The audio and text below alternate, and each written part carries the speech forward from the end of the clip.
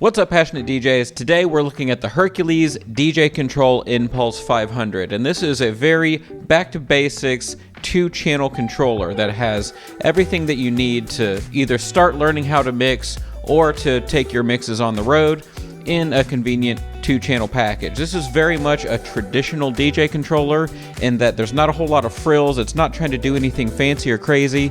I really like the simplicity of it, and today we're going to see what you get for your $300 and how it compares to other things like this on the market. This is the Inpulse 500. I'm David Michael, and you're watching Passionate DJ.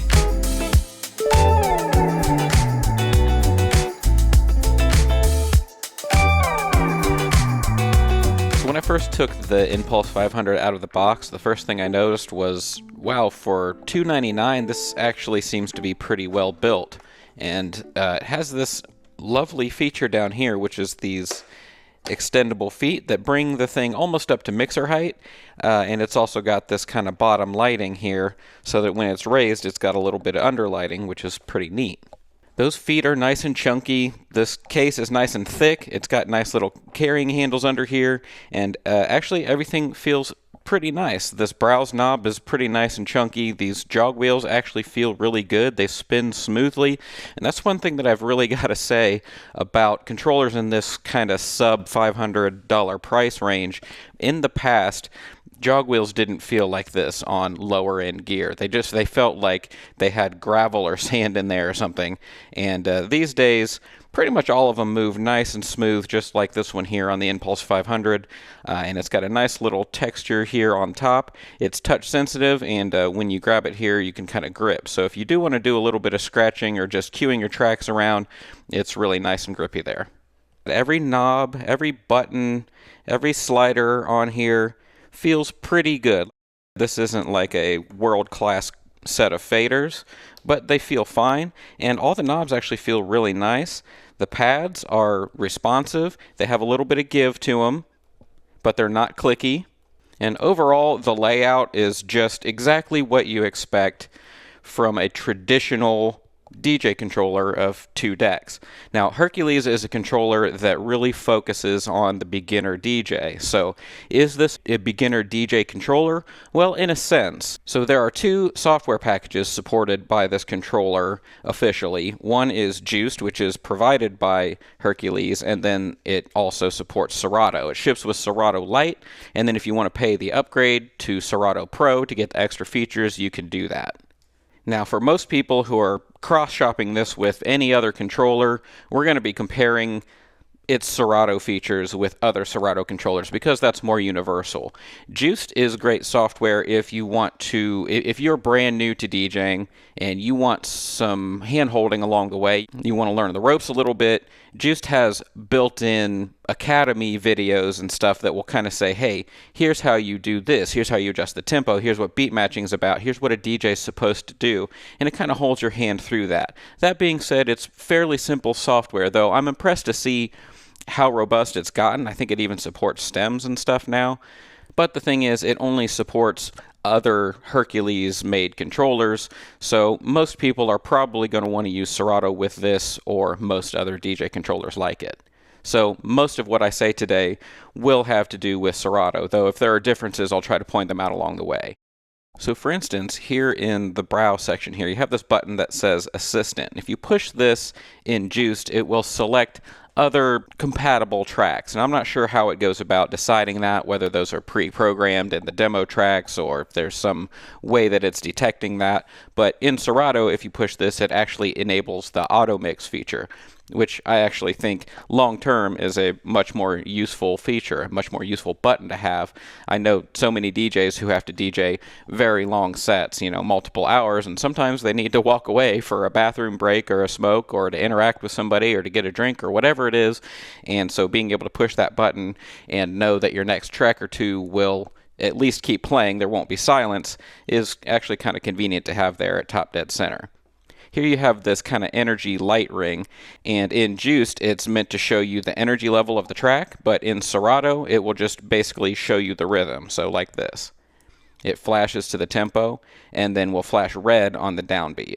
And overall, we have a very simple, very easy to understand layout here. We've got your vinyl mode here, so if you want to, make sure that the track moves and cues like a vinyl record, you just enable it there. You've got your slip mode and your quantize as easy to see buttons right there above each deck.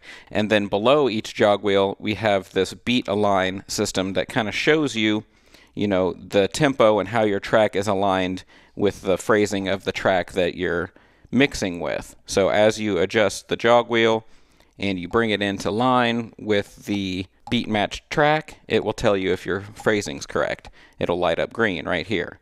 And when you're in sync, this lights up, and when you're in phase, this lights up. So it's actually pretty helpful to be able to, if you're like, man, am I in phase or not, and you just want to adjust it a little bit, you can see in which direction you need to probably adjust your track. We got 3-band EQ here in the middle, and we have this filter system, which is actually pretty nice. So it's got a basic normal low and high pass filter. Twist to the right for high pass, twist to the left for low pass. But you also have these filter effects buttons, which are actually pretty neat. They add a little bit of extra pizzazz to your filter. So for example, a washout effect or a flanger or something like that on top of your filter knob, and that way it kind of creates a sort of multifaceted effect.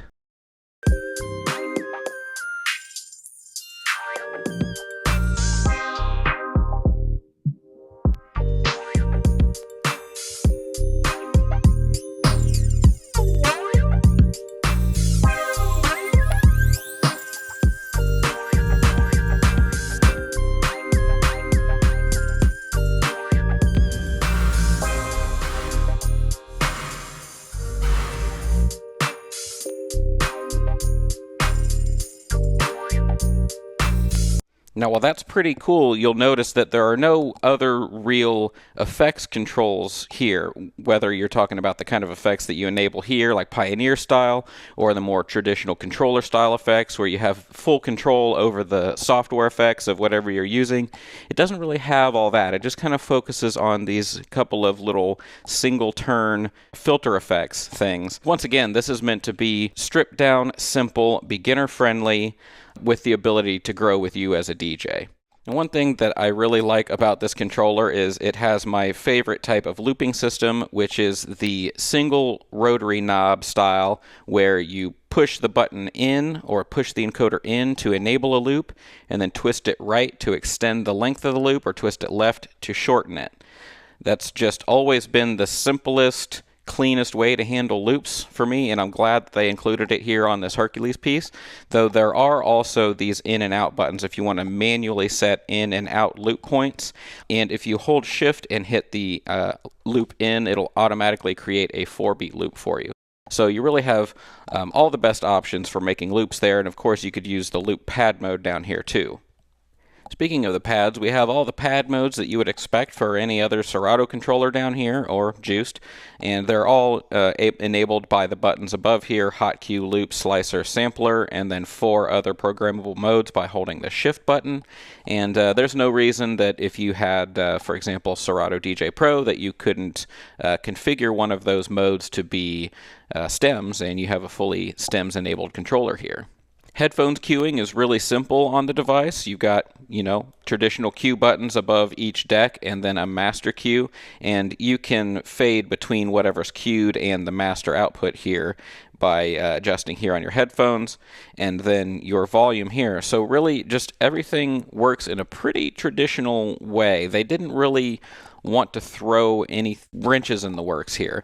A, because they want it beginner friendly, and B, because a lot of traditionalist, I guess, digital DJs really just want this kind of simple thing that's not trying to do a bunch of wacky extra stuff that a lot of other controllers are doing now. We call it feature bloat, right? Because they need new reasons to sell new controllers, so they add fancy features or weird things or different colors or whatever.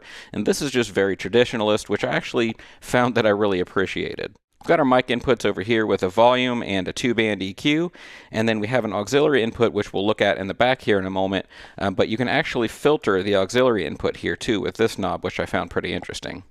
Now taking a look around here at the back, you'll see that you've got two master outputs here. You've got your traditional RCAs, and then you do have unbalanced output. You also have a balanced microphone input here, and once again, like we said, there is an adjustable EQ, a 2-band EQ on the top for that microphone so that you can dial it in. Just want to take a second to point out the cool underlighting here. That does actually look pretty neat back there. And here you'll see the auxiliary input, which conveniently actually has both a phono input and RCA inputs there. So you could kind of use an aux cable or a Y cable or whatever it is that you have at your disposal to plug in a good old-fashioned auxiliary input in case you need it, you know, something goes wrong with your software or anything like that. And then you've got your, of course, USB port here. This is powered by the USB bus, so no extra power adapter needed. Over here, we've got a little flappy rubber thing, which I think is just for a Kensington lock. I've never seen a little rubber cover like that before, but that's pretty cool. And then here we have this port that says Hercules add-on reserved. And I promise, passionate DJs, I took a good while trying to figure out exactly what this is so that I could tell you guys. And I kind of came up empty. I think they just put it on here as a just in case, and it never got actually used for anything. The only evidence I could find was this Instagram post by Hercules where they briefly address it and they just say this is for internal use only.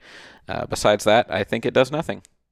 And not too much to discuss here on the front, just the fact that it's got both your small and large headphones jacks here, so you don't have to worry about remembering the old adapter piece or anything. You can choose whichever one you've got there.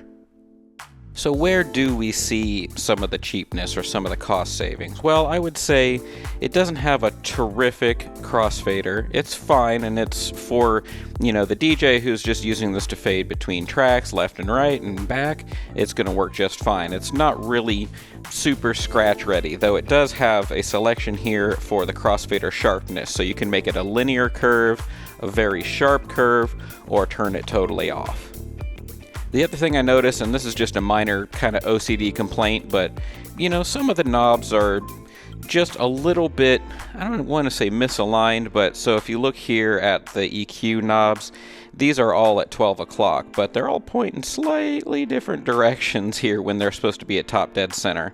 So not a huge deal, and, you know, you can get over that, but I'm just nitpicking here. The other thing I noticed is that the brightness of the buttons, in a dim nightclub, something like that, it's going to work fine, but in a brighter environment or in the daylight, they just aren't very bright. Now, I think this is a side effect of it being traditional USB bus powered, which means the plus side is that there's no power supply to worry about here. You plug it straight into your laptop and you're good to go. But, you know, it's the old style USB, doesn't suck a whole lot of power in, and therefore they had to, you know, save some of the power by not making the LEDs so bright. Also, I would have liked to have seen XLR outputs, or at least balanced 1/4-inch outputs, for noise-free connection to big systems. However, the unbalanced 1/4-inch output does mean that it's still convenient to connect to these systems, as it could be easily converted to XLR, for example, but you just won't get the noise-canceling properties. And now let's compare the Inpulse 500 to other controllers on the market. The Pioneer DDJ Flex 4 would be great for any DJ considering a controller in this price point, and who is interested in either Serato or Rekordbox, or perhaps even the Rekordbox app on mobile.